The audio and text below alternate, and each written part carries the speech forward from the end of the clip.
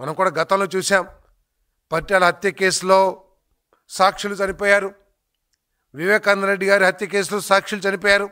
ఈరోజు పరకామణి కేసులో కూడా సాక్షులు చనిపోతారేమోనని, ఉన్న వాళ్ళందరూ కూడా చనిపోతారేమోనని ప్రజలు భావిస్తారని చెప్పేసి మనం చేస్తాను. ఇది చాలా దారుణం.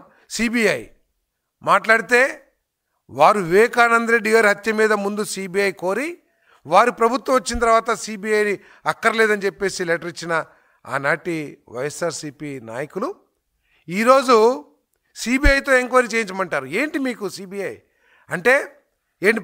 ఇక్కడ పోలీస్ డిపార్ట్మెంట్తో చేయించకూడదు, వాస్తవాలు బయటకు వస్తాయనా? లేకపోతే సిబిఐ అయితే ఏదో కోర్టులో కేసులు వేసి దాన్ని నీరుగార్చే ప్రయత్నం మీరు చేయొచ్చని మీరు భావిస్తున్నారా అని చెప్పేసి నేను అడుగుతా ఉన్నాను. నేను మీరు వైఎస్ వివేకానంద రెడ్డి గారి హత్య కేసులో ఎంక్వైరీ చేస్తున్న సిబిఐ అధికారిని ఏ విధంగా వేధించారో ఈ రాష్ట్ర ప్రజలు ఇంకా మర్చిపోలా. ఒక ప్రముఖ నాయకుడు సిబిఐ ఎంక్వైరీ కోసం అరెస్ట్ చేస్తానికి వెళ్తే వారిని ఎన్ని ఇబ్బందులు పెట్టారో ప్రజలు ఇంకా మర్చిపోలే కర్నూలులో.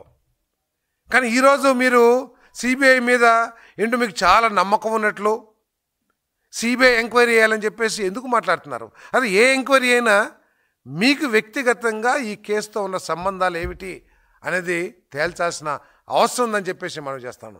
తప్పకుండా ఈ ప్రభుత్వం ఎవడు ఉన్నా సరే దాని వెనకాల ఏ స్థాయి వ్యక్తి ఉన్నా సరే తప్పకుండా దీన్ని వెలికి తీస్తాం, తీసి ప్రజల ముందు పెడతాం.